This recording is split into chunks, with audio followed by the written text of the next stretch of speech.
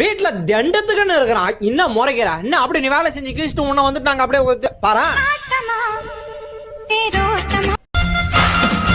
ஒரு நாள் நான் மேல வருவேன், அன்னைக்கு நீ என்ன தலை நிமிந்து பாப்ப. நீங்க ஒண்ணு கவலைப்படாதீங்க, எல்லையை தாண்டி வேட்டி அடிச்சுட்டு வந்துடுறேன் நீ பாப்பா. ஏய் இங்க வாடா, என்னடா பிரச்சனை உனக்கு? தோர்த்த போறியா? எட்டி ஒண்ணு விட்ட நோய் ஓரு. இப்ப என்ன பண்றேன்னு எல்லாரும் போட்டு திட்டினேன், என்ன பண்ண? இங்க பாரு கண்ணை பார்த்து பேச.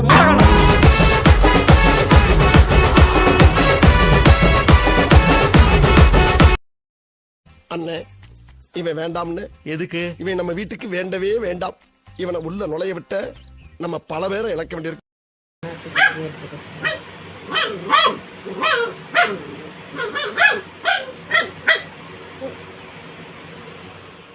பைத்தியமாயவே ரொம்ப நேரம் நல்லா பேசிக்கிட்டாலையா. ஃப்ரிட்ஜ்ல இந்த முட்டை எடுத்ததே அவன் ஐயோ கண்டுபிடிச்சிட்டான்னு நினைக்கிறேன். அப்படியே கேஷுவலா போய் எப்படி மெயின்டைன் பண்ற மட்டும் எப்படிமா? சாதா முட்டையா வளர்ந்த முட்டையா?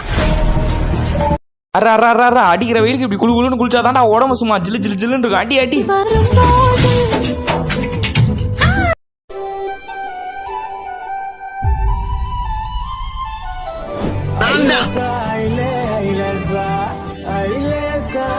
அடாங்க டேய், என்னடா பாக்கெட் பால என் தட்டுல ஊத்தினுங்கிற? அப்ப சின்ன வயசுல இருந்து எனக்கு ஊட்டி ஊட்டி வளர்த்தது பசும்பால் கிடையாதா, பவுடர் பாலாடா? சோதனை மேல் சோதனை போதுமடா சாமி, வேதனை தான் வாழ்க்கை என்றால் தாங்காது பூமி, வேதனை தான் வாழ்க்கை என்றால் தாங்காது பூமி. நம்ம வீட்டுல நம்ம 11 மணி வரைக்கும் எரும மாடு மாதிரி தூங்கி நம்ம அம்மா அப்பா ஒண்ணுமே கேட்கலாம். அது காரணம் 2 ரீசன் தான். 1, ஐயோ பாவம் நம்ம பையன் தூங்கட்டும், கஷ்டப்பட்டு வேலை செய்யறான். 2, இவன் ஏன் சாலும் ஒண்ணும் புடுங்க போறது இல்ல.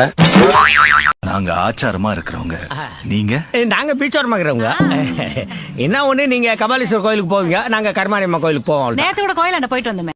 ரொம்பவே கஷ்டமா இருக்குது வாழ்க்கையை ஓட்டுறதுக்கு. உன்னை பாதி வேலைக்கு வித்துட்டு என்னன்னு சொல்றேன். என் வீட்டு கண்ணு குட்டி என்னோட மல்லு கட்டி என் மார்பில் முட்டுதடி கண்மணி, ஏன் கண்மணி.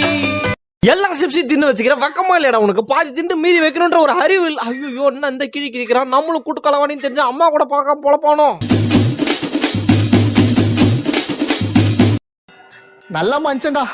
யாருனா? நான் தான்டா.